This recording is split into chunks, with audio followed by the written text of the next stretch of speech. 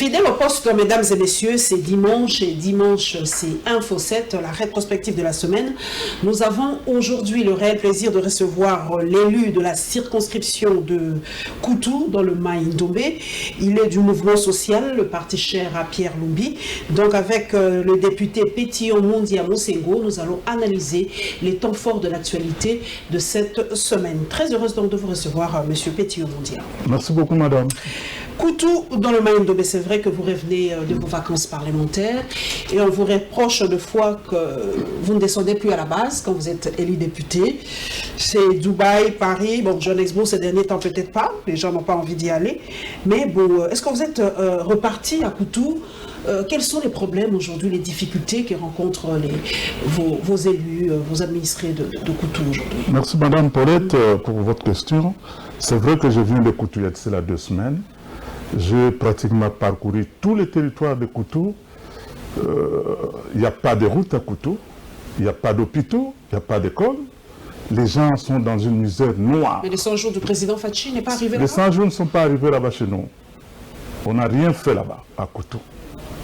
J'ai même discuté avec l'administrateur du territoire de Koutou qui m'a dit que vous êtes député d'ici. Constatez vous-même sur le terrain. J'ai parcouru pratiquement les 90% du territoire de Koutou. Les 100 jours du chef de l'État ne sont pas arrivés chez nous. Ce programme n'est pas arrivé chez nous. Rien n'a été fait dans ce cadre-là. Voilà, madame. Et par rapport à Pierre Lumbi, par rapport au mouvement social, hein, comment se porte Pierre Lumbi? On ne le voit plus, on ne le sent plus. Qu'est-ce qu'il y a? Il a abandonné ou quoi? Il est en retraite politique. L'inoxydable va bien. L'inoxydable. C'est comme ça que nous l'appelons chez nous. L'inoxydable, le président Pierre Lumbi va bien. Les grands stratèges va bien. Il va très bien. Ok, donc nous allons repartir un peu à Koutou parce que le Koutou c'est le Maï-Ndombe. Quand on voit Maï-Ndombe, on voit Yumbi, on voit tout ce qui s'est passé là-bas. Comment ça évolue? Comment la population, est-ce que la population est de retour à Yumbi? Comment la population est aujourd'hui par rapport à tout ce qui s'est dit à Yumbi? C'est vrai que je ne suis pas arrivé à Yumbi. Yumbi c'est notre territoire. Ah, c'est notre territoire, mais c'est quand même dans le Maï-Ndombe. C'est quand même dans le Maï-Ndombe. Okay. C'est dans le Maï-Ndombe. Moi, je viens de Koutou, mais les infos que nous avons de Koutou, la population est en train de rentrer. Ah, tout doucement. Tout doucement, oui. Et par rapport à Jantini Ngobila, c'est vrai qu'il a été élu gouverneur de la ville de Kinshasa, mais le nom de Yumbi lui est collé à la peau. Est-ce que vous avez aussi une suite par rapport à ce dossier? Est-ce qu'il a été blanchi? Comment ça évolue le dossier par rapport à Jantini? Le dossier évolue. Jusque-là, je ne suis pas de la justice, je ne peux pas dire s'il est blanchi ou pas. Donc... sinon, le dossier suit son cours. Le dossier suit son cours. Donc, vraiment, dans la circonscription de Koutou, les 100 jours du président de la République ne sont pas arrivés là-bas. Pas d'eau, pas d'électricité, pas de route. J'espère qu'on en tiendra compte hein, avec la formation de ce nouveau gouvernement. C'est notre souhait, madame. Voilà. Qu'on fasse quelque chose pour Koutou. Les gens sont dans une misère noire, qui ne dit pas son nom. Indescriptible. Nous allons prendre le tout premier dossier, mesdames et messieurs, c'est la rentrée scolaire cette semaine. Comme vous le savez, le chef de l'État est descendu au complexe scolaire Mokengeli dans la commune de Limba pour inaugurer ou ouvrir en tout cas la rentrée scolaire de cette année. Et ce qui est la caractéristique de cette année, c'est la gratuité de l'école primaire cette année. Et nous allons parler aussi de l'intérieur parce que Kinshasa n'est pas la République démocratique du Congo, ce n'est qu'un miroir, ce n'est qu'un reflet de la RDC. Nous allons parler un peu de la rentrée scolaire à Beni, dans l'est de la République démocratique du Congo. Premier dossier, s'il vous plaît.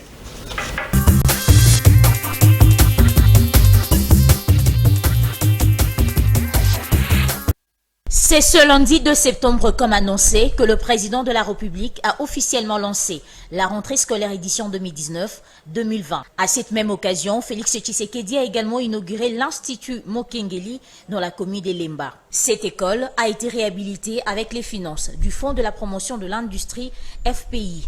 Ce, dans le cadre du programme d'urgence de 100 premiers jours de Félix Tshisekedi, signalant par ailleurs que les travaux de construction de cette école ont débuté le 10 avril. Il concernait la rénovation et la construction des nouveaux bâtiments de cette école. À noter que cette cérémonie d'inauguration a connu la présence de plusieurs personnalités congolaises.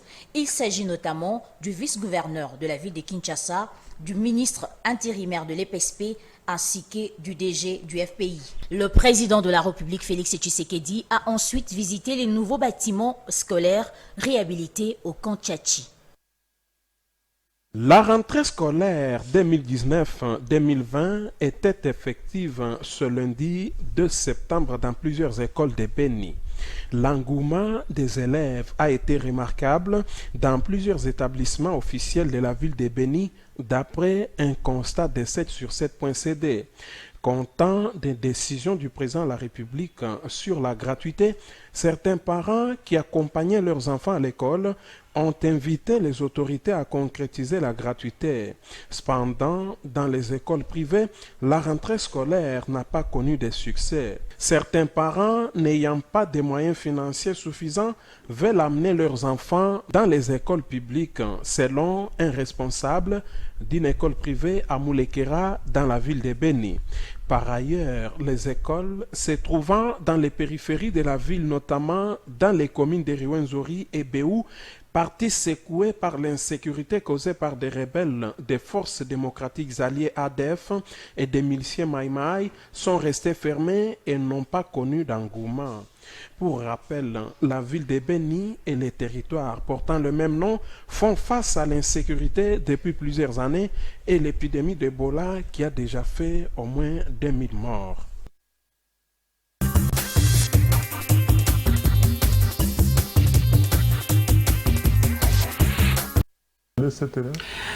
J'ai avec moi l'élu de la circonscription de Koutou. Nous allons parler de la gratuité de l'enseignement primaire. Effectif à Koutou? C'est effectif à... Est-ce que nous allons parler de Béni, à Koutou? Jusque-là, les infos que nous avons depuis ce matin, c'est timide. Il n'y a pas eu la rentrée chez nous. Parce que les directeurs sont en train de réclamer les frais de fonctionnement. Il n'y a même pas de crèche chez nous. Les enseignants se posent la question comment est-ce qu'ils vont aller faire la rentrée. C'est la plus grande question que nous nous posons. Donc, jusque-là, l'école n'a pas encore repris à Koutou. Oh, mais je ne comprends pas. Cette gratuité-là, est-ce qu'on n'a pas fait une étude technique par rapport à cela? Parce que la gratuité, c'est vrai, c'est une très bonne chose, tout ça, mais par rapport aux frais de fonctionnement, est-ce que les chefs de l'État ou l'équipe technique, ou enfin la cellule de, je ne sais pas, cette cellule qui s'occupe de l'éducation, ne savait pas qu'on devait payer les frais de fonctionnement pour que les écoles commencent à fonctionner? C'est incroyable. Je suis de l'opposition, madame, je ne suis pas du gouvernement, je ne sais pas, mais en principe, on devait d'abord, avant de prendre une telle décision, on devait d'abord passer par une étude technique, administrative. Mais là, nous constatons qu'il y a des problèmes. Est-ce que c'est une promesse politique? Est-ce que la gratuité serait effective? Nous ne savons pas. Mais une chose est vraie que nous avons des problèmes à Koutou. J'ai contacté les enseignants aujourd'hui. Il y a certains enseignants qui m'ont appelé pour nous dire qu'ils n'ont pas de craie, ils ne savent pas rentrer, il n'y a pas de frais de fonctionnement. Nous avons des problèmes chez nous. Et comment vous allez résoudre ça? Est-ce que vous en avez parlé? Je sais que vous avez une session extraordinaire, ce n'était pas prévu pour ça, mais est-ce que vous avez glissé un mot, je ne sais pas, à l'Assemblée nationale, ou est-ce que vous en avez parlé, vous, les élèves? On n'a pas parlé de ça, nous sommes de l'opposition, on ne nous a pas donné le temps, on ne nous a pas donné le minute, on ne nous a pas écouté, on ne nous a pas donné le temps de s'exprimer. Mais qu'est-ce que vous faites à l'Assemblée nationale? Alors vous êtes des invisibles ou quoi? Nous ne sommes pas des invisibles, madame. Vous n'impactez pas si on ne vous laisse pas parler. Mais je viens dans votre émission pour faire passer un message. Si on ne sait pas le faire passer là-bas, nous venons le faire passer chez vous. Donc qu'est-ce que vous dites au chef de l'État qui donne les frais de fonctionnement ou quoi? Qu'est-ce que vous dites pratiquement au ministère de l'EPSP qui, je ne sais pas qui est le ministre actuellement? Qu'ils suivent la mesure qui a été prise par le chef de l'État, celle de la gratuité de l'enseignement, pour que ça soit effectif. Sinon, ça ne va pas marcher, ça va rater. Ça sera catastrophe pour le pays. Mais c'est une bonne décision, sinon c'était déjà prévu. La gratuité de l'enseignement, c'est une bonne mesure. C'est consacré par la Constitution. Mais la décision a été prise d'une façon précipitée, à mon avis. Il fallait des décisions, comme les découpages. Hein. Oui, comme les découpages. Parce qu'on revient toujours au Grand Bandundu, Grand Kassai, Grand Katanga, Grand Kivu et tout ça. Il fallait une étude vraiment minutieuse, une étude technique pour qu'on puisse lever une telle option. Voilà. Et si c'est un échec, ça sera quoi? Ce sera l'échec personnel du chef de l'État? Ça sera l'échec personnel du chef de l'État et de son gouvernement. Ils vont assumer le bilan. Parce que c'est eux qui ont pris cette décision. Qu'est-ce que nous allons dire à ce moment-là? Hein, madame? Qu'est-ce que nous allons dire? Nous, on ne fait qu'observer, prodiguer le conseil. Si nous ne sommes pas écoutés, on observe. Voilà, maman. La rentrée scolaire, c'est vrai, mais le niveau de l'enseignement aussi, c'est vrai que la gratuité, on nous dit que nous, parce qu'aujourd'hui, chaque fois que nous, ou les journalistes, ou les intellectuels émettent un avis, on nous donne des comparaisons, mais en France et ailleurs, la gratuité est déjà effective il y a des décennies. Alors pourquoi, à chaque fois qu'il y a des bonnes réformes, des bonnes décisions, l'opposition critique? L'opposition ne critique pas en vain. Nous saluons la décision de la gratuité de l'enseignement, qui est d'ailleurs consacrée par la Constitution. Mais nous disons qu'il a fallu qu'on fasse une étude minutieuse avant de prendre une telle décision. Ça a été pris d'une façon précipitée. Voyons ce que ça va donner dans les jours à venir. Même pratiquement aujourd'hui à Kinshasa, il y a des écoles où les élèves n'étudient pas. Il n'y a que les écoles privées aujourd'hui qui enseignent vraiment depuis la rentrée, depuis le 2 septembre. Nous avons essayé de fouiller. Moi, personnellement, je suis allée dans quelques écoles, mais les enseignants sont là, ils rentrent, mais ils ne donnent pas cours. Voilà. Ils attendent les frais promis pour le mois d'octobre. Parce que cela va perturber d'ailleurs les calendriers scolaires. Hein. Certainement, ça va perturber. Nous sommes en train de parler le même langage avec vous. Si à Kinshasa, ça pose problème, et imaginez-vous à l'intérieur, ce sont des grands problèmes, là où il n'y a pas pratiquement d'école, il n'y a pas de bancs, tout ça. J'ai reçu plusieurs appels ce matin, par les appels venant des enseignants, des directeurs, pour dire qu'est-ce que nous faisons à ce moment. J'ai dit, il faut attendre. Il faut attendre, il faut aller à l'école, il faut attendre qu'on vous envoie les frais de fonctionnement. Voilà. Nous allons prendre le deuxième thème, mesdames et messieurs. Nous allons parler un peu de ce qui se passe en Afrique du Sud, parce que ça impacte, hein, même jusqu'ici en République démocratique du Congo et dans toute l'Afrique et dans le monde. Nous avons vu les images choquantes, les images vraiment qui nous font en revenir quelques siècles en arrière. Nous allons parler de la xénophobie en Afrique du Sud et nous allons parler un peu aussi de réfugiés congolais en Angola.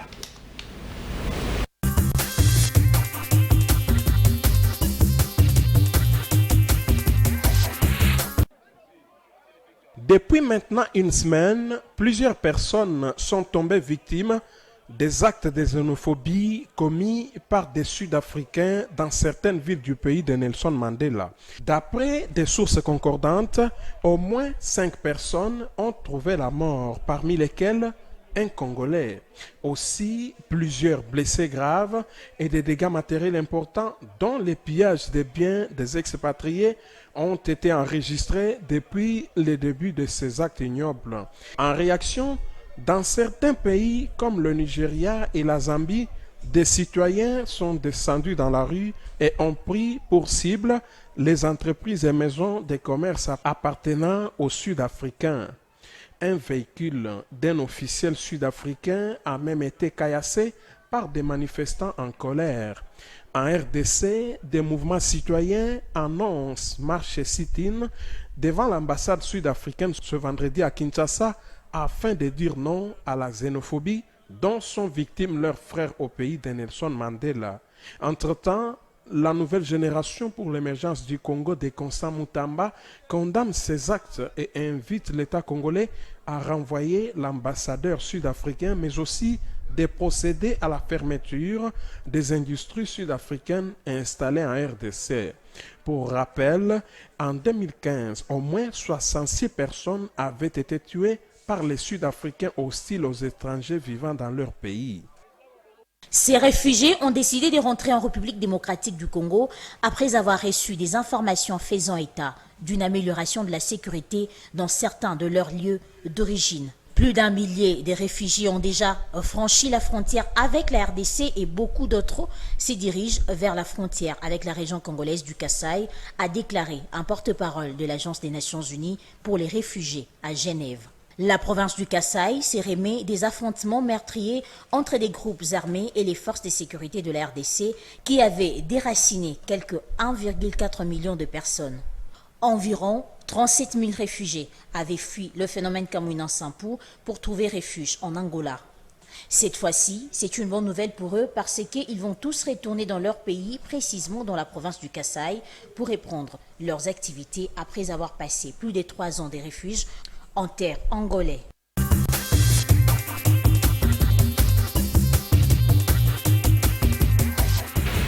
Pétillant au Mondia, vous avez suivi le reportage de notre excellent confrère Jeff Kazadi par rapport à la xénophobie en Afrique du Sud.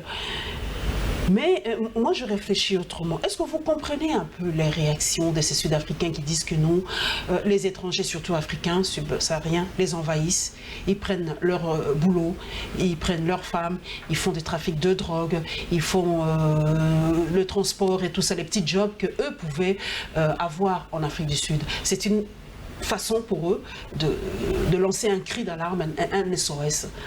Est-ce que c'est comme ça qu'ils devaient vraiment réagir pour faire entendre leur voix? C'est pas comme ça, madame, qu'ils devaient réagir. Je condamne d'ailleurs de telles pratiques de la part de nos frères sud-africains. Ils ne pouvaient pas procéder comme ça. Nous condamnons cette façon de faire les choses de nos frères. On ne peut pas justifier cette façon de faire des choses. Comment est-ce que vous voulez que les gens puissent perdre leur vie parce qu'ils viennent chercher vos femmes, de boulot, tout ça, vous dites non, nous devons les tuer pour que nous puissions prendre leur place. Ça ne peut pas se justifier. Nous condamnons cet acte-là, madame. Oui, vous condamnez, mais c'est vrai qu'on a l'impression, Pétillant Mondia, que notre État, notre gouvernement ne réagit pas. Parce qu'on a vu la réaction de riposte du Nigeria, de l'Angola, qui ont rappelé leur ambassadeur. Mais chez nous, ça traîne les pieds. D'ailleurs, ici à Kinshasa, on refuse même aux organismes, des activistes de droits de l'homme, voilà, de marcher calmement. On refuse à la population de manifester pacifiquement pour condamner cela. Pourquoi cela? Pourquoi on interdit à la population de manifester? À ma connaissance, le chef de l'État avait pris position. Il a même boycotté un forum qui devait se tenir en Afrique du Sud. Exactement. Nous aurions voulu que le président puisse aller un peu plus loin. Peut-être en renvoyant l'ambassadeur de l'Afrique du Sud qui est installé chez nous. En rappelant même notre ambassadeur qui est là. Voilà. Mais le chef de l'État a pris quand même position. Il ne faudrait pas que nous puissions être un État voyou. Comme les militaires sud-africains ont permis de tels actes, que le nôtre aussi puisse permettre de tels actes. Non, c'est inhumain, madame. Mais quand même, vous avez vu comment les Nigérians ont rétorqué, c'est vrai. Est-ce que ces pillages, là, ces contre-attaques de la population, c'est tout à fait normal quand vous voyez que vos compatriotes sont molestés, tabassés. Mais on fait la même chose pour vous dire que non, vous n'êtes pas seul dans le monde. On peut vous faire aussi la même chose chez nous. Je suis d'accord avec vous, mais à mon avis... c'est pas une réponse adéquate. C'est pas une réponse adéquate. Comment doit réagir la population de l'Afrique? Nous, Congolais, par exemple, vous êtes députés, vous avez par exemple les ressortissants de Koutou qui s'ils apprennent cette histoire-là, s'il y a par exemple des Sud-Africains à Koutou, qu'est-ce que vous allez dire à vos administrés de Koutou? Quelle sera votre proposition par rapport à ces Sud-Africains? Parce qu'ils sont partout, on a entendu qu'ils sont au Katanga, ils travaillent dans les mines, il y a beaucoup de Sud-Africains ici, mine de rien. Qu'est-ce que vous allez dire à vos électeurs? Tout ce que nous pouvons dire, c'est de couper les relations diplomatiques avec l'Afrique du Sud en tant qu'un État moderne. Nous n'allons pas, comme ils ont coupé les têtes de nos frères, nous aussi nous allons couper les têtes des Sud-Africains qui sont ici. Je ne pense pas, ce n'est pas responsable. À ce moment ici, tout ce que nous pouvons faire, c'est de couper les relations diplomatiques avec l'Afrique du Sud. Est-ce que les États africains, Pétillant Mondia, peuvent-ils boycotter l'Afrique du Sud comme on l'a fait sous l'apartheid? À un moment, on a refusé à l'Afrique du Sud de participer aux Jeux, aux réunions et tout ça. Est-ce que ce serait une façon pour l'Union africaine de mettre la pression sur l'Afrique du Sud? Oui, c'est aussi une forme pour dire non à ces actes-là. On peut par exemple procéder de la manière dont vous êtes en train de parler là. De forme de boycott. De boycott, tout ça. Et les pillages ici, parce qu'à un moment, il y avait des jeunes qui voulaient les piller à ça ne va pas résoudre les problèmes. Les pillages, ça ne va pas résoudre les problèmes. Ça créera encore des chômages. Ça créera encore des chômages, surtout que nous sommes un État faible. Ça va créer les problèmes. Est-ce que ce n'est pas aussi, Pétillant, l'échec de nos États africains aujourd'hui? Parlons froidement, réfléchissons en homme d'État. Est-ce que ce n'est pas l'échec de nos gouvernements, de nos États africains.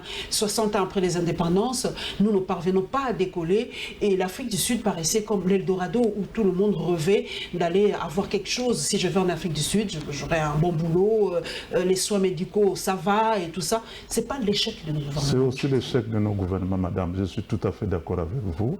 Vous avez suivi récemment, on nous a chassés. Il y a des Congolais qui ont été chassés du Congo-Brazza. Il y a des Congolais qu'on avait chassés en Angola. Parce qui reviennent, vu tout ça. Ces Congolais sont à la recherche du bien-être et tout ça. C'est un échec de nos gouvernants. Ils n'ont pas mis de bonnes politiques en place pour que les populations puissent se retrouver. Est-ce que vous sentez est-ce que c'est pas aussi l'échec du panafricanisme pétillant mondial? Est-ce que nos pères, lors de l'accession de certains pays à l'indépendance vers les années 50-60, rêvaient d'une Afrique unie, du panafricanisme, d'une monnaie unique d'ailleurs, sans frontières, sans passeport, sans visa? Est-ce que ça pourrait se faire vraiment? Vu d'abord ce qui se passe en Afrique du Sud, est-ce que ces rêves s'éloignent petit à petit, le rêve de ce Oui, le rêve s'éloigne petit à petit. Le panafricanisme, ce n'est pas pour bientôt en Afrique. Vous voyez un noir qui tue un autre noir. C'est difficile pour qu'on puisse avoir une même monnaie en Afrique aujourd'hui. Il faut travailler encore, il faut faire du chemin. Ce n'est pas pour bientôt. Et vous, personnellement, est-ce que vous avez envie, aujourd'hui, c'est une question personnelle, assez directe, est-ce que vous avez envie d'aller en Afrique du Sud maintenant? Je n'ai plus envie d'aller en Afrique du Sud parce que hier, par exemple, je suis allé chercher les enfants à l'aéroport d'Ngili. Ça m'a étonné de voir les Congolais reprendre encore les vols de l'Afrique du Sud pour aller. Jusqu'à 1h, j'étais à l'aéroport, je me suis posé la question, mais toutes ces personnes qui sont en train de prendre les vols maintenant pour aller à l'Afrique, qu'est-ce qu'ils vont aller faire à l'Afrique du Sud? Moi, personnellement, je ne peux pas prendre encore un avion pour aller en Afrique du Sud. Le risque d'aller... Ce n'est plus une terre accueillante. Non, ce n'est plus une terre accueillante. On ne peut plus... Ne plus une terre accueillante. Aujourd'hui, Madiba est en train de pleurer dans sa tombe quand il voit tout ce qui se passe ici.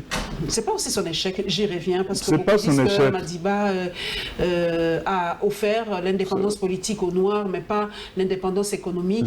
Les grandes sociétés, l'économie est aux mains des Blancs jusqu'à aujourd'hui.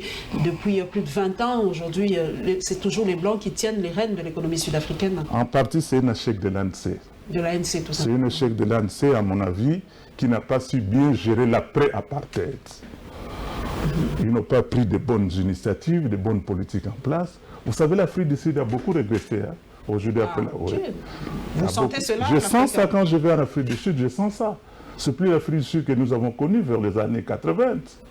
Il y a un problème en Afrique du Sud aujourd'hui. L'homme noir n'a pas su bien continuer les affaires que l'homme blanc lui a laissées. C'est là le problème.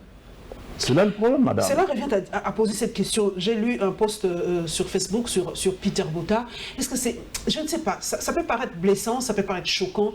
Mais est-ce que les Noirs peuvent-ils gérer un État? Parce que ça se voit aujourd'hui, 60 ans après les indépendances, on nous a octroyé l'indépendance, mais nous ne parvenons pas à décoller. Nous prenons les pays d'Asie aujourd'hui.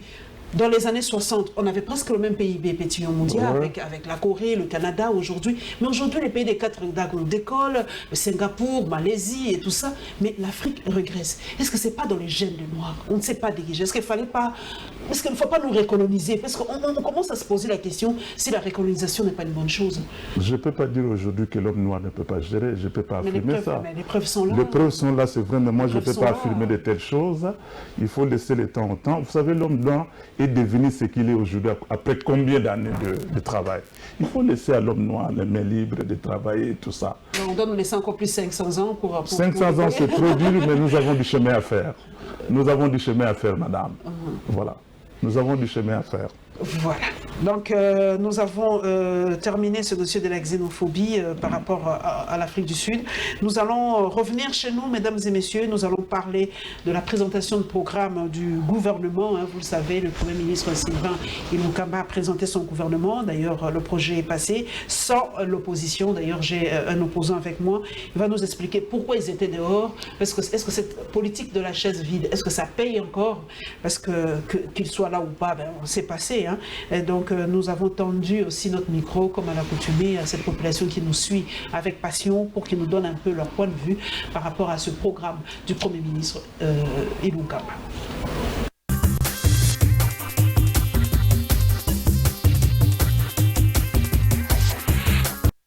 Ma conviction conforté du reste par la vision du chef de l'État, est que la principale richesse de notre pays, contrairement aux idées reçues, la principale richesse de notre pays n'est ni le cobalt, ni l'or, ni le cuivre, ni même pas le diamant, mais plutôt l'agriculture, source d'une véritable croissance économique inclusive.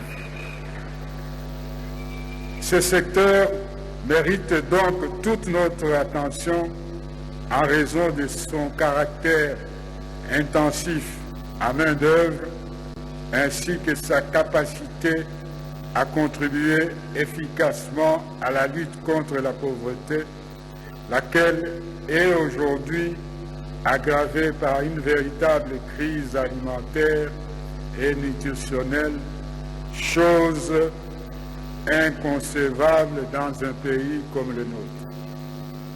Les services dont le tourisme s'offre aussi comme un secteur porteur d'emploi.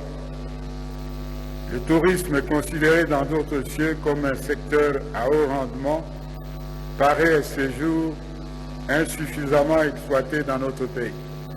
Il bénéficiera désormais de plus d'attention de mon gouvernement qui s'emploiera à mettre à profit les possibilités offertes par la nouvelle loi sur le tourisme pour rentabiliser les nombreux sites touristiques qui existent dans toutes nos provinces. L'inclusivité de la croissance implique également l'aménagement du territoire national, notamment en brisant l'enclavement qui frappe plusieurs proportions de notre territoire. Les Quinois interrogés à ces sujets notent que le programme de gouvernance présenté par les premiers ministres est bénéfique pour toute la nation congolaise. Ils saluent entre autres le 11e pilier de ces programmes qui s'est axé sur l'accès aux soins de santé et à l'éducation pour tous. Bato belé bakufi pone loko wana akokende hôpital boy manque de soins bongo ezate o basundolie batiki mais ce qui azuli kanisi wana vraiment eza eloko malamu. Pour nous nous voyons que c'est le social qui nous préoccupe beaucoup. C'est vraiment appréciable parce que les systèmes qu'on était en train de chercher, ça fait longtemps. Si nous revenons dans le sens normal, que l'État doit prendre la responsabilité de son peuple, ça c'est une bonne chose. À cela s'ajoute le souhait de voir ces 15 piliers du gouvernement Ilunga être matérialisés sous toutes ses formes. Nous avons toujours suivi de bons discours dans ce pays, mais parfois qui n'aboutissent à rien. Aujourd'hui, le Congo est tellement malade, très malade. Ce qui est important pour moi, je crois que les 15 piliers doivent s'articuler sur un calendrier et l'origine des fonds qui pourraient financer tout ça. Mais moi, je pense que la politique, c'est la volonté. Quand on a la volonté, on peut faire tout ce qu'on peut. Mais quand il n'y a pas... On peut avoir beaucoup de programmes. Hein? Nous en avons connu beaucoup ici, dans notre pays. Depuis que nous avons eu l'indépendance et jusqu'à aujourd'hui, il y a eu combien de programmes? Mais si il y a des gens intègres. L'investiture de ces gouvernements est attendue le vendredi 6 septembre à l'Assemblée nationale. Ce sera après les réponses du Premier ministre aux préoccupations des députés.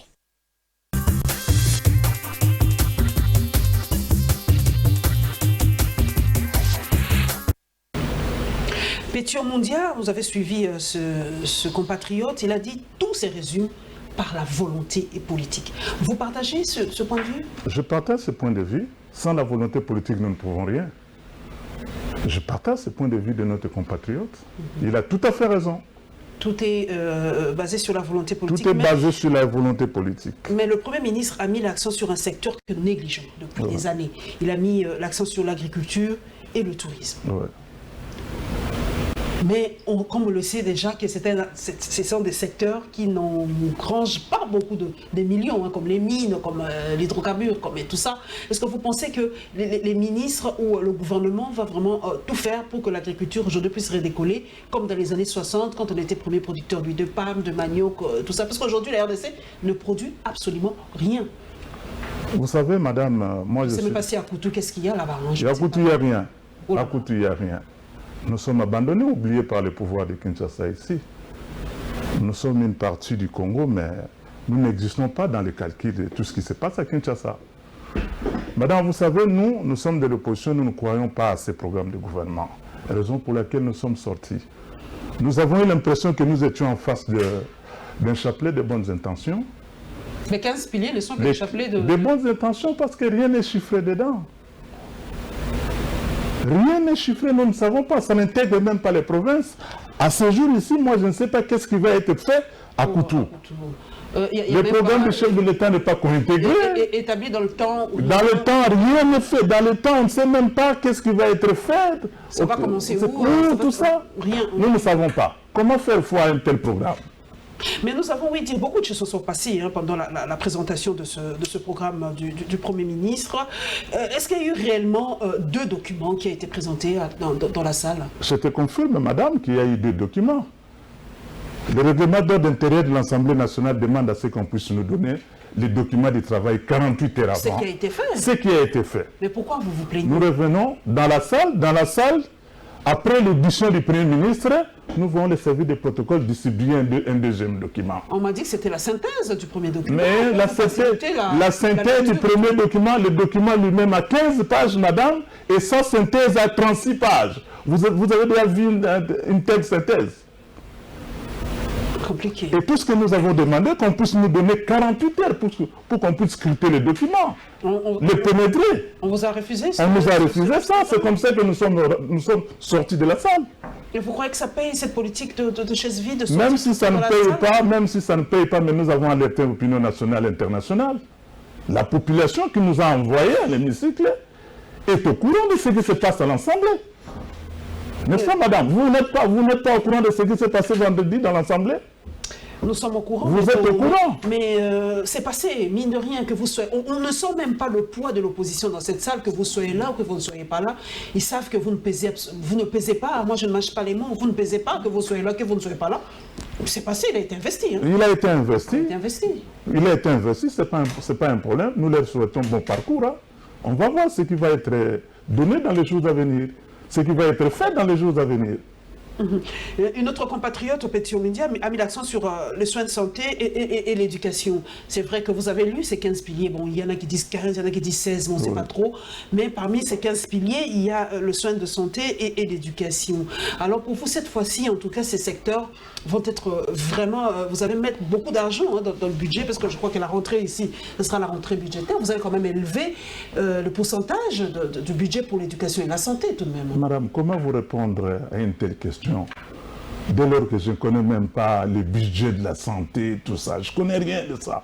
Mais les chefs de l'État estimé, le budget peut être estimé à combien cette année? Vous n'avez aucune idée pour l'exercice 2019-2020? Je n'ai aucune idée personnellement, je n'ai aucune idée. On n'a même pas encore déposé quelque chose? Rien n'a été fait, rien n'a été fait à part les 15 papiers duplicataires qu'on nous a distribués. Soi-disant un programme du gouvernement, madame. Est-ce que le Congo mérite ça? Les grands Congo de Lumumba méritent un programme de gouvernement mis dans les 15 papiers? Est-ce que nous sommes sérieux, madame? On a été pendant la campagne. Est-ce que les promesses de campagne, est-ce que ça ne pèse pas? Parce que nous avons suivi les promesses de campagne des différents candidats, mais dès qu'ils arrivent au pouvoir, on a l'impression que les promesses sont mises de côté, plusieurs promesses sont mises de côté. C'est quoi? C'est la réelle politique qui prend le dessus? Je ne sais pas, madame, répondre à votre question. Attendez le jour que nous, ensemble, nous allons être aux affaires, vous allez nous poser une telle question. Cette question, il faut la poser aux gens qui sont au pouvoir maintenant. Comment moi je vais répondre à une telle question s'ils sont à côté de tout ce qu'ils ont promis pendant la campagne? Il n'y a aucun ministre qui est nommé d'ensemble dans ce Non, on n'a aucun ministre dans ce gouvernement. On n'a aucun ministre, pas du tout. On n'a pas un ministre. Nous, on pensait, à ma connaissance, on n'a pas... Non, pas du tout. À ma connaissance, on n'a pas un ministre. Mais il y a quand même un dédoublement de votre parti. Hein. Est-ce qu'il n'y a pas un parti, quelqu'un du MSR de l'époque qui est ministre? Je ne sais pas, je ne suis pas de cet MSR-là. La FDC de bâtir quand même qui sont nommés ministres comme Steven Bikaï, Néné Ilunga et tout ça, mais pour le MSR de Pierre Lumbi. Je n'ai pas connaissance de tout ce que vous me dites là. Je ne vois pas. Nous, on n'a pas un lieutenant dans ce gouvernement. Nous sommes des gens très disciplinés. Nous ne sommes pas dans ce gouvernement. Pas dans ce gouvernement. Donc, mais quand même, quelles sont vos priorités? Vous êtes élu de Koutou, j'y reviens. Qu'est-ce qu'on doit faire en priorité? Moi, je reviens un peu dans l'arrière-pays, parce qu'on l'oublie souvent. Hein. Qu'est-ce qu'on doit faire en premier lieu à Koutou pour ce gouvernement? Pour ce gouvernement, moi, je pense qu'ils doivent nous refaire les routes à Koutou. Les routes sont devenues inexistantes à Koutou. On n'a pas de routes, on n'a pas d'hôpitaux, on n'a pas d'école. C'est tout ce que nous demandons, le social du peuple de Koutou. Le social. Le social du peuple de Koutou. C'est ce que nous demandons. Est-ce que le chef de l'État est déjà descendu une fois à Koutou? Le chef de l'État n'a jamais été à Koutou. Même le chef d'État précédent? Même le chef de l'État précédent, je me demande même s'il connaît Koutou. Il a fait 18 ans au pouvoir, mais il n'a jamais été à Koutou. Même pas dans le Maïndombe. Donc il ne connaît pas les problèmes de Maïndombe. Vous souhaiteriez que le chef de l'État, Félix Antoine Tshisekedi, aille à Koutou, voir un peu ce qui se passe? C'est notre souhait le plus ardent, qu'il vienne à Koutou, comme ça on aura le temps de lui poser tous les problèmes qu'on a à Koutou. Nous l'attendons à bras ouverts à Koutou. Voilà. Nous prenons un autre sujet, mesdames et messieurs, nous allons parler un peu de cette affaire des 15 millions. Et bien, ça défraie toujours la chronique, hein, parce que le directeur de cabinet du chef de l'État a donné une interview à Jeune Afrique Magazine par rapport à cette histoire-là. Et c'est que nous... c'est pas que nous sommes jaloux, haineux ou aigris, mais quand même, chaque fois qu'il y a primeur dans des informations comme ça, c'est toujours la presse étrangère qui a la primeur des informations. On aurait souhaité que le directeur de cabinet de chef de l'État appelle la presse nationale pour qu'on puisse discuter un peu de ce sujet-là. Mais bon, on a mis la presse nationale de côté, comme à l'accoutumée. On octroie la primeur aux journalistes étrangers, mais quand cela vous tape dessus, vous commencez à crier cinquième colonne, voilà. Mais nous avons eu la primaire de réponse du directeur de cabinet à Jeune Afrique. Dommage pour nous, mais il y a un moment où vous aurez toujours besoin des journalistes nationaux. En tout cas, on est toujours là. Hein? Et nous allons parler, la ZADO aussi va réagir par rapport aux finances publiques.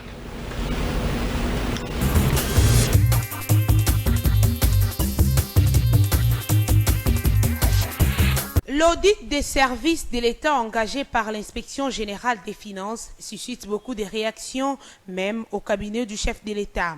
À lire entre les lignes de la correspondance de Vital Caméré, celui-ci affirme que le président de la République et lui n'ont autorisé une quelconque mission de contrôle et par conséquent l'audit engagé par l'Inspection générale des finances est nul et de nul effet.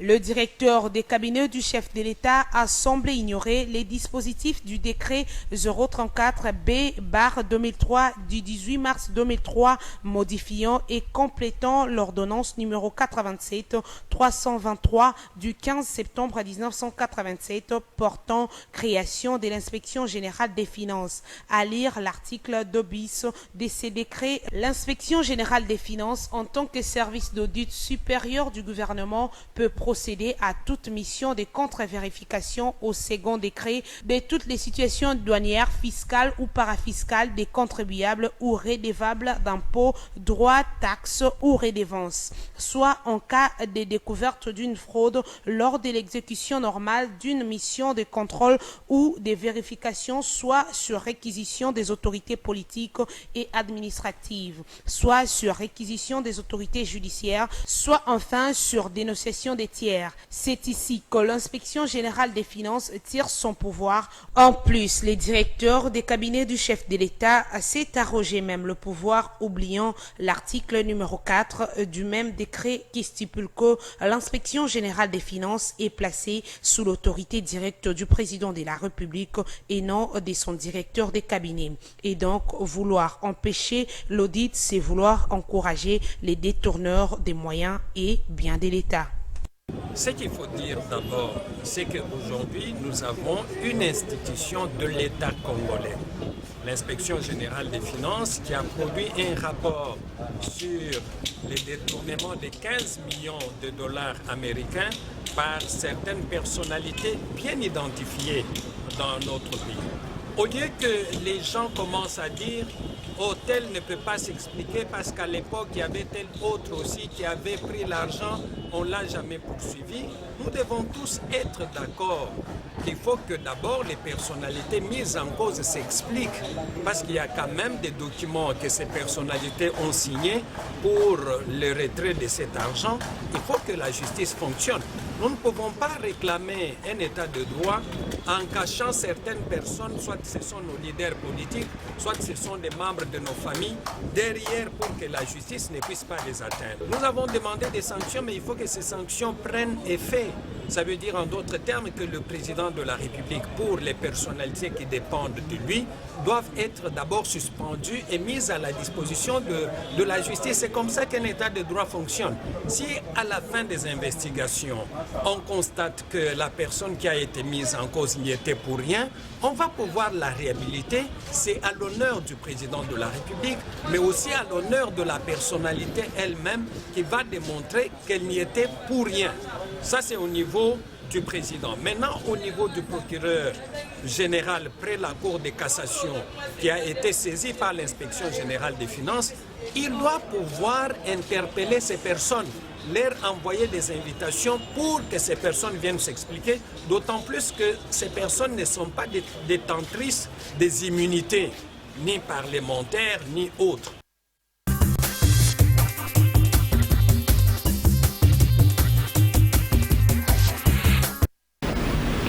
Petit Omundia, cette affaire, ça continue de faire couler beaucoup d'encre salée. 15 millions de dollars. C'est vrai que quand nous sillonnons les réseaux sociaux, beaucoup nous disent voilà, c'est un acharnement envers le directeur de cabinet du chef de l'État, c'est un acharnement parce que sous Kabila, personne ne parlait des montants qui disparaissaient, on ne s'acharnait pas comme ça.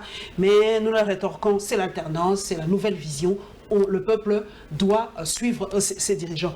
Pour vous, cette affaire-là, est-ce que c'est cousu de fil blanc ou c'est vraiment une réalité, la disparition de ces 15 millions? Je ne suis pas dans le secret de Dieu pour dire devant un plateau de la télévision si c'est vrai ou faux, cette affaire de 15 millions. Mais sauf que j'ai été seulement indigné d'apprendre que le directeur du cabinet du chef de l'État avait écrit une lettre interdisant aux inspecteurs de finances de faire les enquêtes. C'est ce qui m'a plus surpris. Mais il a dit que l'autorisation doit provenir de la présidence pour que les inspecteurs puissent travailler. L'ANER a la mainmise sur tout. Dans le cadre de l'enseignement, à ce que je sache. L'ANER était dans le droit de demander une telle enquête. Si la présidente ne demande pas une telle enquête, et l'ANER doit croiser les bras, à mon avis, je ne crois pas. L'ANER pouvait demander une telle enquête. Mais pourquoi on ne veut pas qu'on enquête sur la disparition de ces 15 millions? C'est la question qu'on se pose. Mais s'il n'y a rien à cacher, pourquoi on veut vraiment cacher cela? C'est la question qu'on se pose, madame. S'il n'y a rien à cacher, est-ce que vous avez lu l'interview du directeur de cabinet paru à Jeune Afrique? Je n'ai pas encore lu ça. Mais il a dit que l'argent est là, tout ça, et en tout cas en substance que l'argent est là, l'argent n'a pas disparu, l'argent est là quelque part, mais voilà. Est-ce que ce n'est pas aussi de l'acharnement contre la personne de Vital Kamerhe? Je ne sais pas si c'est de l'acharnement. Si c'est de l'acharnement, s'il y a l'argent, si l'argent se retrouve quelque part, qu'on remette l'argent dans le trésor public, un point trait. Tout simplement. Tout simplement, madame. Qu'on remette l'argent. C'est pas une sorte d'impunité aussi, parce qu'on s'est dit que tout cela, toutes ces petites histoires retombent sur la tête du chef de l'État.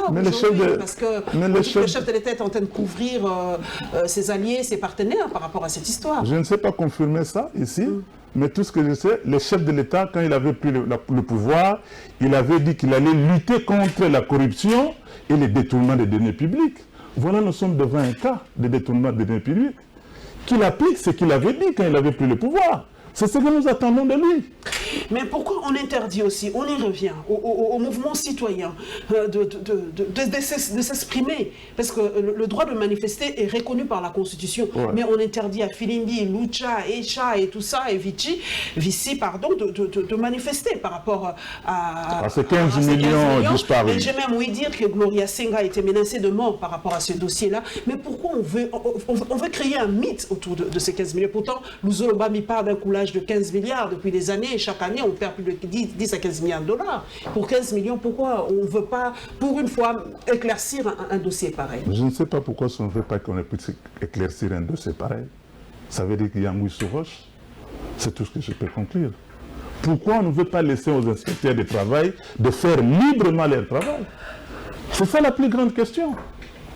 Est-ce que, pour cette rentrée, est-ce que vous allez remettre cette question sur la table à l'Assemblée nationale? Ah oui, mais on ne va pas laisser cette question à côté. On va poser le problème de 15 millions. Si on ne sait pas résoudre les problèmes, nous, au niveau de l'Assemblée nationale, on va poser les problèmes. C'est notre droit le plus légitime. On va poser le problème de 15 millions. Nous sommes là pour le peuple. Le peuple d'abord aussi. Le peuple d'abord. Mais ce que nous voyons sur le terrain, ce n'est pas le peuple d'abord. C'est le ventre d'abord. Nous sommes en face d'une théorie de ventre d'abord. Voilà, mais c'est ça, j'y reviens, hein, Petit Omondia, on a dit que ce n'est pas la première fois qu'il y a de l'argent qui disparaît comme ça. On nous reproche, nous, journalistes, non, vous mettez trop l'accent. Est-ce que vous faisiez la même chose sous Kabila? Tout ça, qu'est-ce qui se passe aujourd'hui? Pourquoi on met trop de pression par rapport à ces dossiers? Est-ce que vous nous reprochez, vous aussi, vous êtes de l'autre côté, vous reprochez aux journalistes ou aux activistes de mettre trop de pression sur cette affaire de 15 millions? Je ne pense pas que les journalistes ou les activistes sont en train de faire pression. Nous avons un cas qui est devant nous. Il y a 15 millions de dollars portés disparus. Les journalistes sont en train de faire le travail. C'est tout. Il n'y a pas acharnement sur une personne. Je ne crois pas, à mon avis. Il n'y a pas acharnement. Est-ce qu'aujourd'hui, Petit Omondia, est-ce que vous ne pensez pas, parce que c'est déjà une option qui est levée, et beaucoup d'internautes pensent, est-ce que le chef de l'État ne peut-il pas modifier un peu son cabinet, puisque beaucoup de gens disent qu'autour du chef de l'État, il y a trop de dossiers, entre guillemets, autour du chef de l'État, ses conseillers, tout ça, trop de trafic d'influence, trop de dossiers, trop de, comme on dit, des sorties des dossiers dans le net, il y a trop de fake news, il y a trop de problèmes tout autour du chef de l'État, de sa communication et tout. Est-ce que le chef doit revoir son cabinet, parce que c'est quand même le cœur de sa présidence aujourd'hui, 7 mois, 8 mois après, beaucoup de gens se plaignent. Je ne suis pas le conseiller du président. Mais vous êtes une élite de mon pays, donc vous avez un avis, vous êtes opposant, vous avez un avis. Je ne suis pas non plus de l'UDPS, donc parle-moi madame de prodiguer un tel conseil au chef de l'État. Vous êtes élu, hein? Je suis un élu, mais je m'occupe plus de... Si quelqu'un d'écoute vous pose cette question, vous dit, mais on entend ça, qu'est-ce que vous allez dire? Parce que moi, je reviens, vous êtes élu quelque part, cette population, moi, je transmets les desiderata de cette population. C'est au chef de l'État d'être conséquent. Si ça ne va pas dans son cabinet, il n'a pas à croiser les bras. C'est lui qui est le chef. Il va laisser passer tous ces désordres organisés autour de son cabinet. C'est à lui de nettoyer son cabinet.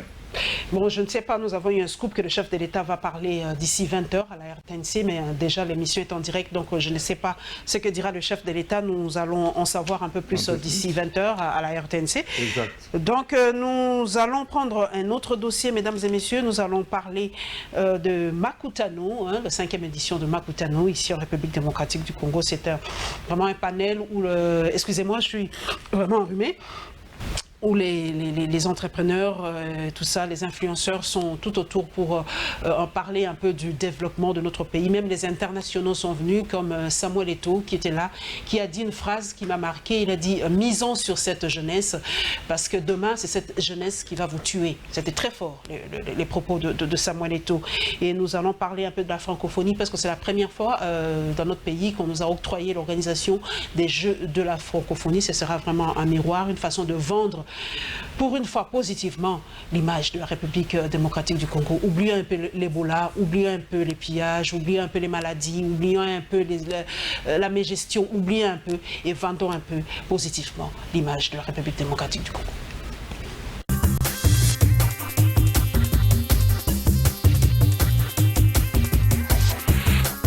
500 chefs d'entreprise, leaders d'opinion, institutions, acteurs privés et publics venus de 20 pays africains prennent part à cette 5e édition du forum Makutano. Pendant 2 jours, les participants réfléchissent autour de leviers innovants nécessaires à la croissance ainsi qu'à la compétitivité de la RDC. C'est le chef de l'État qui a donné le coup d'envoi de ces travaux. Dans son discours, Félix-Antoine Tshisekedi a annoncé la convocation dans les jours à venir d'une table ronde sur le climat des affaires en RDC. Le premier citoyen congolais dit avoir commencé à prendre un certain nombre de mesures pouvant limiter des tracasseries de tout genre dont les entreprises font face en RDC. Félix Tshisekedi a à cette occasion dénoncé et condamné les actes xénophobes commis en Afrique du Sud contre des immigrés africains. Le forum Makutano est le premier événement économique organisé par et pour des chefs d'entreprise de la RDC avec l'objectif de booster le développement du pays. Les échanges tourneront autour de thématiques concrètes et stratégiques pour accélérer la croissance en RDC dans différents secteurs, notamment en ce qui concerne l'intelligence artificielle, le changement climatique, la transition énergétique et économie durable. L'ouverture de ces travaux a connu la participation de Mahamadou Issoufou, président de la République du Niger, John Dramani Mahama, ex-président du Ghana, et Hélène Johnson, ex-présidente du Libéria. Vous le savez déjà, la République démocratique du Congo va appuyer du 23 juillet au 1er août 2021 l'organisation de la 9e édition du Jeu de la francophonie. Au regard de la taille de cet événement sportif planétaire, le comité national de jeux que dirige Zeno Kabambaka Songo continue sans relâche les préparatifs de ce jeu. Plusieurs commissions mises en place par le comité national de jeux de la francophonie travaillent déjà. Question de respecter les recommandations formulées par les experts de l'organisation des jeux de la francophonie. Le directeur national des jeux de la francophonie explique. Le gros du travail commence. Dès ce lundi, nous commençons le conclave pour travailler d'arrache-pied pendant 3 jours afin que le cahier soit prêt le mercredi pour que nous puissions le transmettre au comité international de jeux de la francophonie et éventuellement le présenter aux différentes autorités nationales concernées dans l'organisation des jeux de la francophonie. La RDC va gagner sur le plan diplomatique que de récupérer la place qui est la sienne au sein des pays de l'espace francophone. Parce que c'est le plus grand pays de l'espace francophone en termes de superficie et en termes de nombre d'habitants qui parlent français. Donc c'est à ce moment-là, tel que le président de la République l'avait souhaité lors de son premier contact avec le diplomate basé à Kinshasa, il avait dit que la RDC allait jouer son rôle, pleinement son rôle au sein de la communauté francophone. C'est dans ce cadre-là, sur le plan diplomatique. Sur le plan économique, nous aurons à bénéficier d'un apport important de la part des investisseurs, des opérateurs économiques qui vont saisir cette occasion pour investir davantage dans notre pays. D'autres rencontres sont prévues pour la semaine prochaine.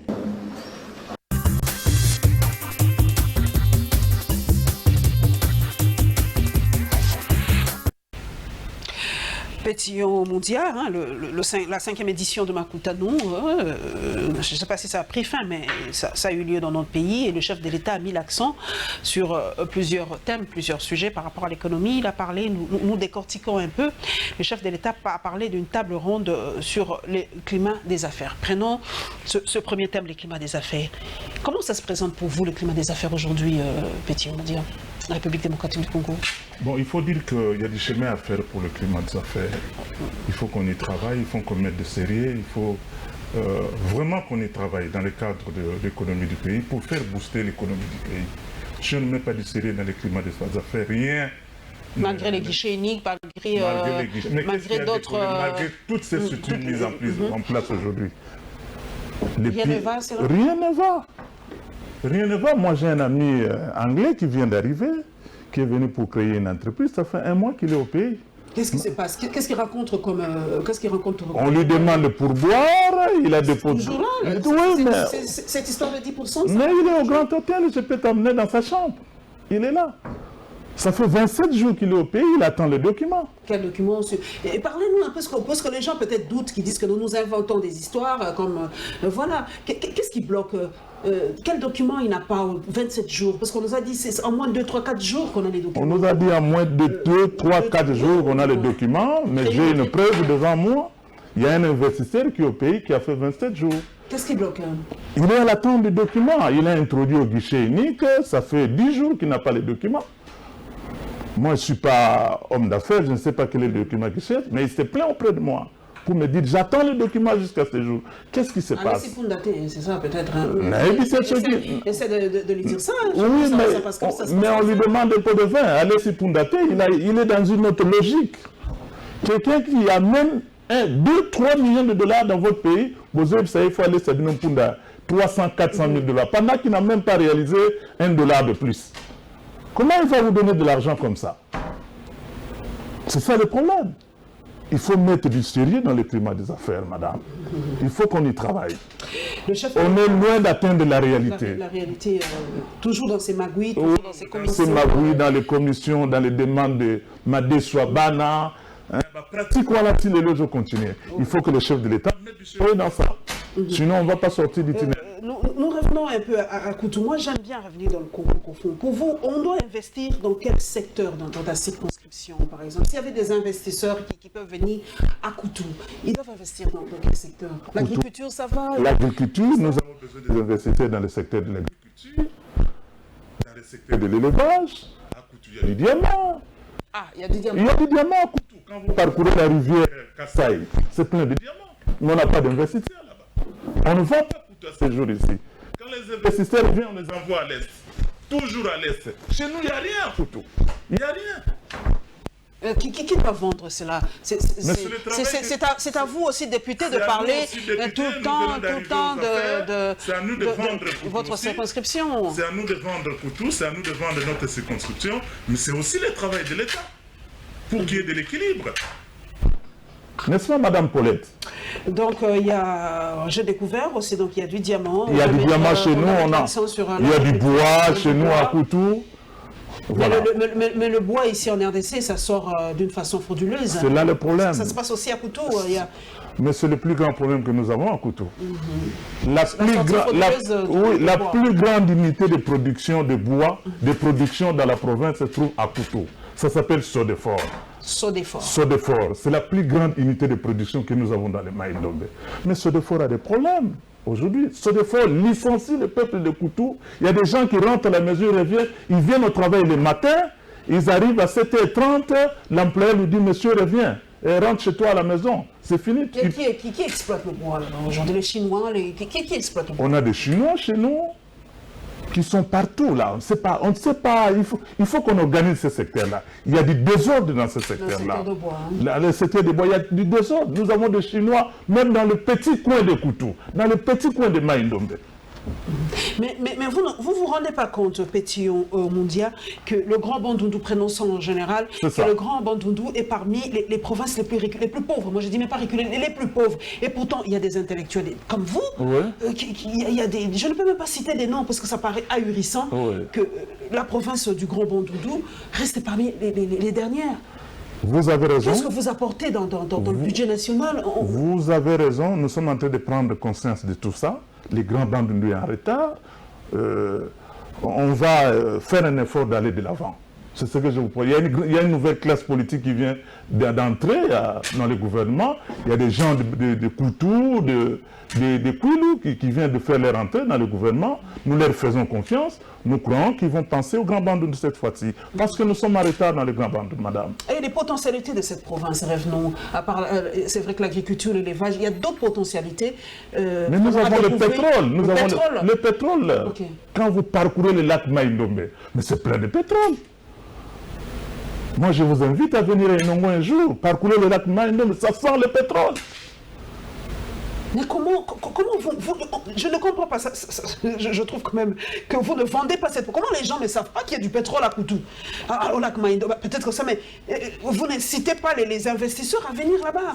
Même les investisseurs nationaux et tout ça, je ne sais pas. C'est le travail que nous sommes en train de faire. Il faut vraiment un travail de plaidoyer. Une carte postale pour Koutou.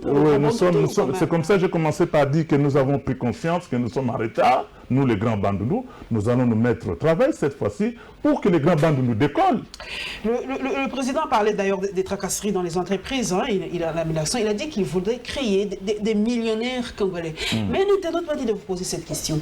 Est-ce que les millionnaires congolais, on le sait, sortent beaucoup plus aujourd'hui du milieu politique. Aujourd'hui, tout le monde veut être député, tout le monde veut être ministre parce qu'il sait qu'il va se retrouver un tout petit peu.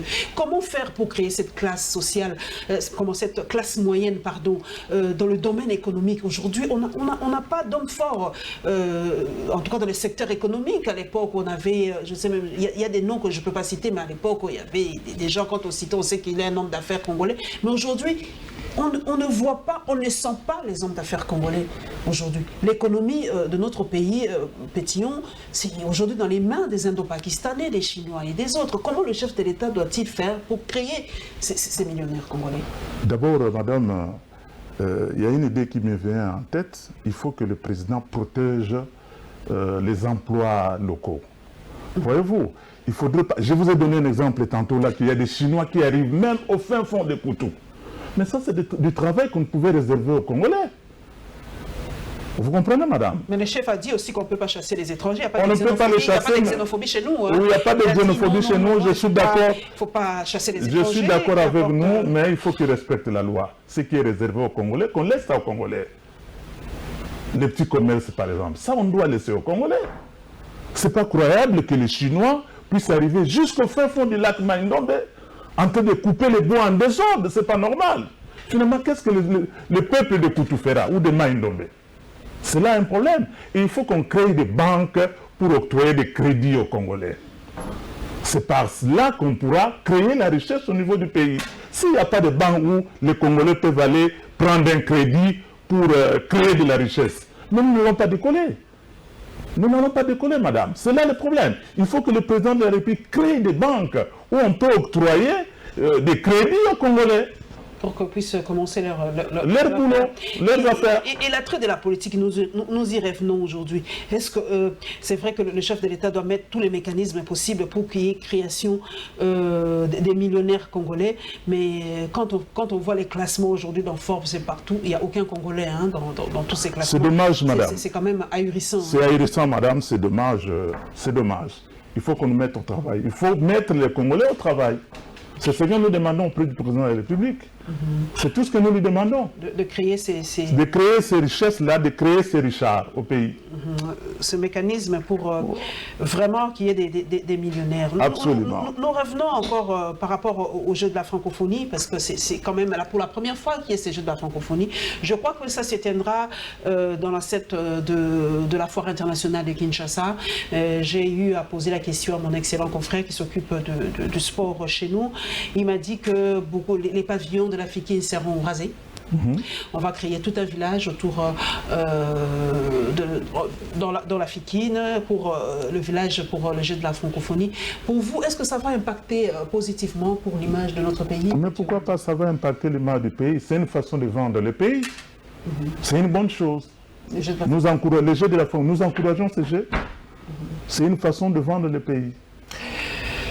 Et après, parce qu'on s'est rendu compte qu'après la francophonie, il y a eu quand même un sommet ici, hein, de la francophonie, sous Kabila à l'époque. Il y a eu beaucoup d'argent qui a été mis, dilapidé, en tout cas, oui, par rapport à ces jeux-là. Et aujourd'hui, les gens se disent, et après? Après ce sommet de la francophonie, et après. Mais c'est ça. Mais c'est ça, maintenant, les gens se posent la question, après le jeu de la francophonie, et après, qu'est-ce qu'on va gagner? On va gagner. On va gagner. À part l'image hein, de la RDC, pratiquement, qu'est-ce qu'on va gagner? On aura vendu le pays sur le plan international, madame. Il y aura des répercussions, des retombées, ça c'est sûr. C'est une façon de faire appel aux investisseurs. N'est-ce pas, madame?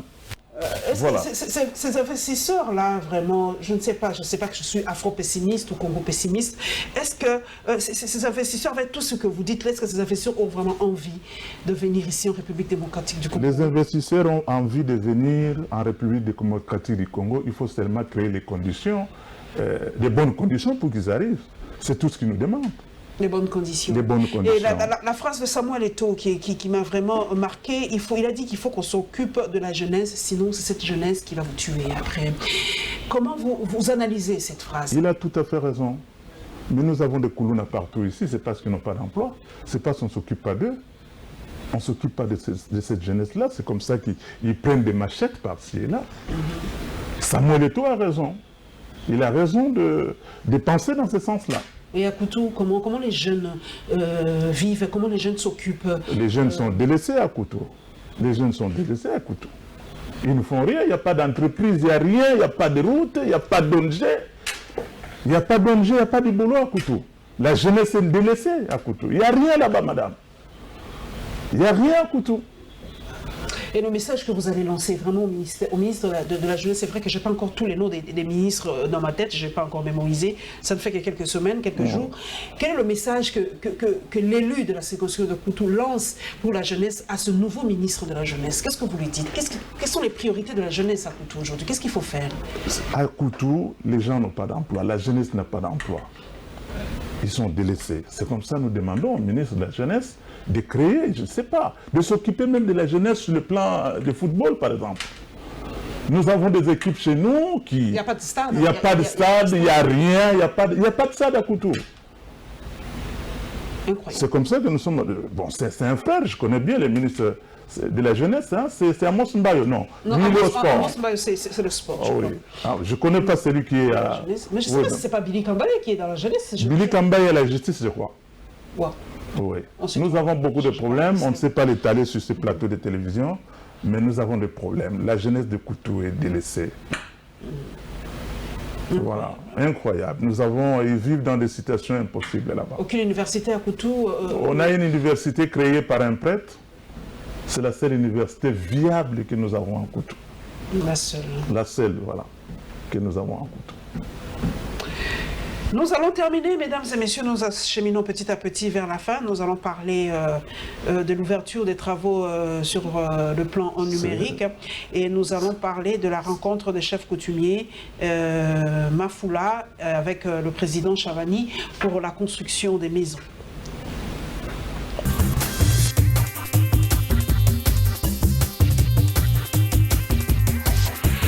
Dans son allocution, le président de la République a rassuré son engagement sur la transition du numérique en RDC.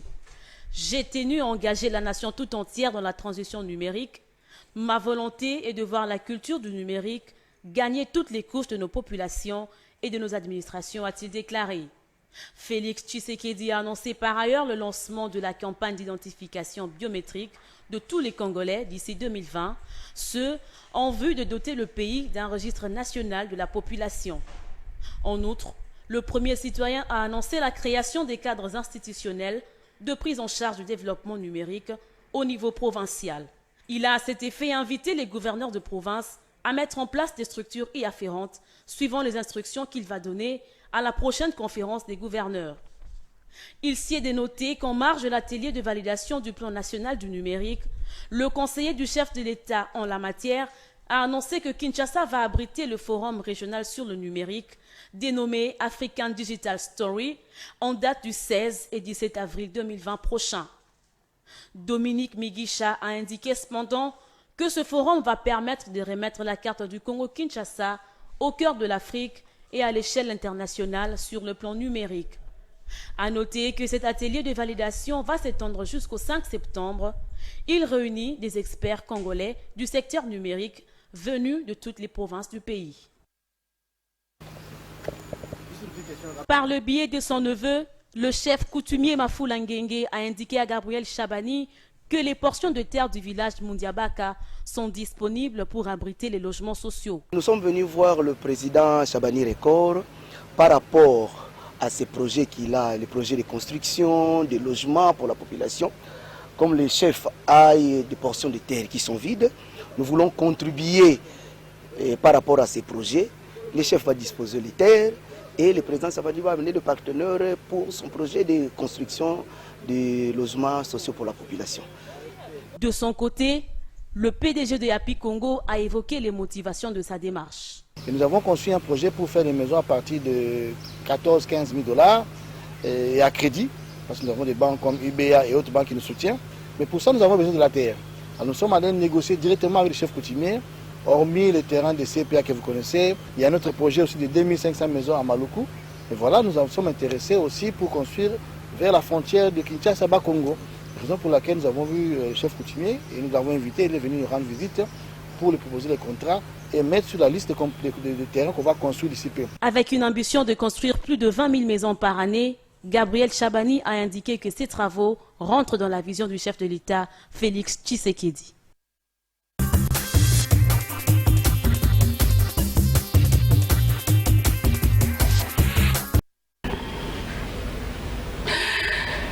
Le numérique. Je sais que quand je vais poser encore la question à Koutou, déjà qu'à Kinshasa, la fracture numérique est assez forte. Pour vous, Pétillon Mondia, l'impact ou l'apport du numérique dans le développement d'un pays, pour vous, c'est très important le numérique aujourd'hui? Mais aujourd'hui, on ne peut pas se dépasser du numérique. C'est un outil important. Aujourd'hui, on ne peut pas se dépasser de ça. C'est ce qu'on attend à Koutou. Là, j'implore, si Chabani peut venir s'installer chez nous, ça serait une bonne chose.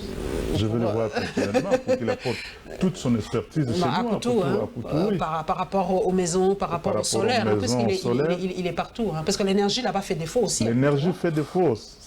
L'énergie fait défaut chez nous. Il faut qu'il arrive, qu'il puisse constater ce qui se passe chez nous. On est dans les noirs là-bas. On est dans les noirs. Il n'y a vraiment rien comme électricité à Koutou. Ça me paraît incroyable en plein 21e siècle. Il y a des coins de mon pays où on ne voit même pas une ampoule briller. Je suis l'élu du Koutou, je suis en train de vous dire ce qui est vrai. Il n'y a pas de l'électricité à Koutou. Si Chabani peut venir s'investir chez nous, ça serait une bonne chose. Le message est lancé. Il y a peut-être les chefs coutumiers de là-bas doivent laisser aussi les terres, parce que les terres aussi c'est pour les chefs coutumiers. Ils ont leur mot à dire. Nous pouvons travailler avec Chabani dans ce sens-là. Dans ce sens-là. Par rapport au numérique, revenons à ce phénomène de fuite des documents dans le réseau. C'est vrai que nous avons parlé du numérique. Il faut que le numérique est quasi indispensable aujourd'hui dans le développement d'un pays.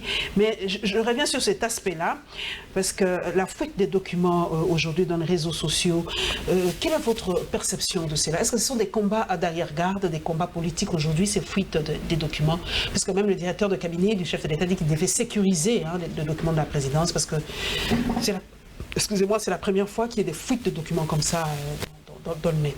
Ça ne se passe pas seulement au Congo, partout, tout le monde, il y a des fuites. C'est question de sécuriser les documents, c'est tout.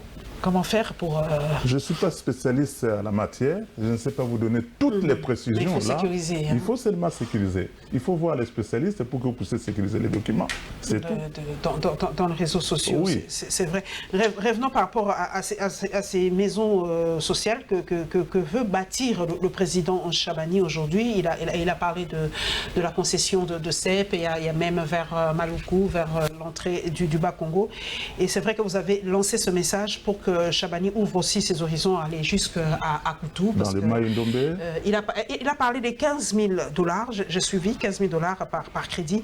Faisable chez vous? Est-ce que la population peut payer 15 000 $ ou on va travailler autrement pour trouver des prix abordables pour cette population? Il faut travailler autrement pour trouver des prix abordables. Ce n'est pas faisable d'acheter une maison à 15 000 $ à Koutou.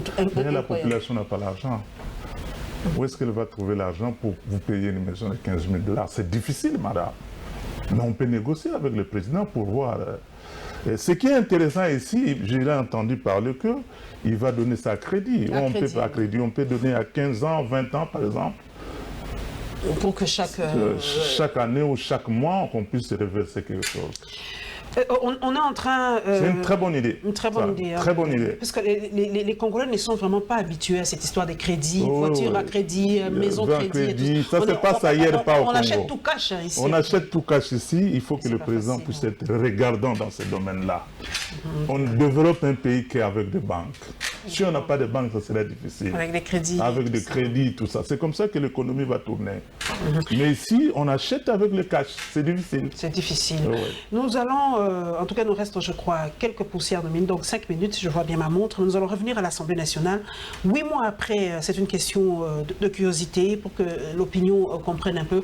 8 mois après Pétillon Mondia, si on vous disait de vous auto-évaluer à l'Assemblée nationale, comment ça se passait ces 8 premiers mois? Jusque-là, rien n'a été fait à l'Assemblée nationale. On attendait le gouvernement depuis qu'on a été investi. Qu'est-ce qu'on a fait? Mais on ne vous paye pourquoi faire vos émoulements? C'est la question que nous nous sommes posés. Je ne sais même pas si vous touchez combien, parce que là c'est un secret d'État, je ne sais pas si vous êtes à combien. Ce n'est pas un secret d'État, mais je ne peux pas venir dans un plateau de télévision pour... Là je sais que en ce qui concerne l'argent, il n'y a pas d'opposition, il n'y a pas de pouvoir. Je ne sais pas combien vous gagnez, c'est votre secret, mais normalement ça ne devait pas être un secret. Je ne sais pas si c'est 10 000, 4 000, 5 000, bon c'est votre problème. Mais donc, vous me dites que depuis le mois de janvier jusqu'à aujourd'hui, rien n'a été fait à l'Assemblée nationale. Mais qu'est-ce qui a été fait à part la plénière plénière d'investiture du gouvernement. Mais le règlement intérieur... C'est peut-être le règlement intérieur, tout ça. Les commissions, vous avez déjà... Non, on n'a pas encore commencé les commissions. Pas du tout, il n'y a pas de commission politique, judiciaire, pas de politique... Non, jusque-là, on n'a pas encore mis les commissions en place. Pas du tout. Pas encore. Ça va se faire quand? Certainement au mois de septembre, ici, tout sera fait. On attendait le gouvernement, tout ça. Ouais, vous êtes rentré, vous êtes retourné à l'Assemblée nationale, à la plénière, après votre sortie fracassante? Je ne suis pas rentré. Hier, le lundi, je suis resté chez moi, j'ai regardé la télévision, parce que je ne pouvais pas investir un tel gouvernement sur base d'un tel papier, un tel document de 15 papiers duplicataires. Les Congos ne méritent pas ça, madame. Les Congos ne méritent pas un programme gouvernemental de 15 papiers duplicataires. Et avec quelle police utiliser dans ces papiers-là, madame? C'est pas sérieux. Donc, d'ici septembre, c'est la rentrée budgétaire, je crois. Oui, c'est la rentrée budgétaire, si je me trompe pas. C'est la rentrée budgétaire, oui, vous avez raison. Donc, j'espère que d'ici là, vous aurez vraiment à travailler pour qu'on ait un budget quand même assez conséquent, parce que même aucune fuite, à peu près, on ne sait pas, ce sera un peu plus cette fois-ci, parce que selon les promesses du chef de l'État, on va aller vers 85 millions. C'est ce qui nous a promis pendant la campagne présidentielle, c'est ce qu'il avait promis. Nous, on est des observateurs, on va voir qu'est-ce qui va se passer. On attend le mois de septembre. Question de curiosité, vraiment, là, on détend un peu l'atmosphère jusqu'à la fin de l'émission. La première fois, c'est pour, je crois, la deuxième fois qu'il y a une dame à la tête de l'Assemblée nationale, hein, qu'on n'oublie pas. Janine Mabouna n'est pas du tout la première, parce qu'il y avait eu Omatoukou, si je ne me trompe pas, à la tête de l'Assemblée nationale. Comment vous jugez son travail? J'aimerais bien savoir, je suis femme, genrée et tout ça, j'aimerais bien savoir. Il faut nous donner des... C'est vrai, c'est une maman qui a un cœur de maman. Elle fait bien son travail? Elle fait bien son travail jusque-là, mais nous ne sommes pas encore dans le travail. Dans le travail proprement dit. Proprement dit, pas encore. Vous êtes encore il faut lui donner le temps. Dans l'habillage et tout ça. Nous sommes dans l'habillage, il faut lui donner le temps pour qu'on puisse l'évaluer. Le temps viendra qu'on va l'évaluer. On va l'évaluer. Et l'opposition au sein de l'Assemblée nationale, cette fois-ci, comment vous faites? C'est vrai que votre opposition, c'est chaque fois qu'il y a blocage, vous sortez de la salle. Vous allez continuer cette politique, petit homme? Chaque fois qu'il y aura blocage, vous allez sortir de la salle? Pas du tout, madame. C'est payant? C'est payant cette politique? Pas payant, mais... Est-ce que c'est payant? C'est pas payant, mais c'est dans le cadre... C'est pour alerter la population. C'est pour alerter l'opinion.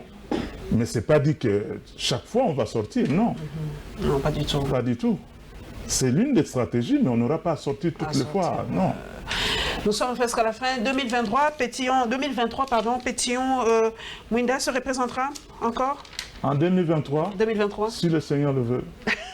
Moi, je suis un chrétien, je me remets à mon Dieu, si le Seigneur le veut. Vous allez revenir empiler pour 2023? Oui, ça c'est sûr, parce que allez-y à Koutou vous informer, hein. Parmi les meilleurs élus de Koutou? Je suis parmi les meilleurs élus de Koutou, je suis de l'opposition, je n'ai pas donné l'argent à ma population de Koutou, mais je suis parmi les 2 premiers maires élus de Koutou. Je n'ai pas distribué de t-shirts à Koutou, je n'ai pas distribué de l'argent. Informez-moi à la base. Et je suis un député de l'opposition, je n'ai pas l'argent, mais j'ai été élu massivement à Koutou. 2023, vous êtes sûr, vraiment, nous sommes vraiment en train d'atterrir, vous êtes sûr que Kabila va se représenter en 2023? Je ne suis pas Dieu le Père pour être sûr ou pas, c'est Dieu le Père qui connaît s'il va se représenter ou pas. Je suis pas aussi... Est-ce que vous sentez sa présence aujourd'hui dans les décisions que prenne la majorité présidentielle aujourd'hui? Vous sentez la présence de l'ancien chef de l'État? C'est lui qui est le chef du FCC, c'est normal qu'il soit présent dans les décisions, madame. Et bien que Vital Kamerhe a martelé, il n'y a qu'un seul chef de l'État, c'est Félix Antoine Tshisekedi. C'est vrai. Beaucoup disent que le poids de l'ancien chef de l'État se fait très sentir dans oui, mais il a une majorité... Dans la gestion quotidienne. Il a une majorité écrasante dans cette coalition-là. C'est normal qu'il puisse être présent. C'est tout à fait normal.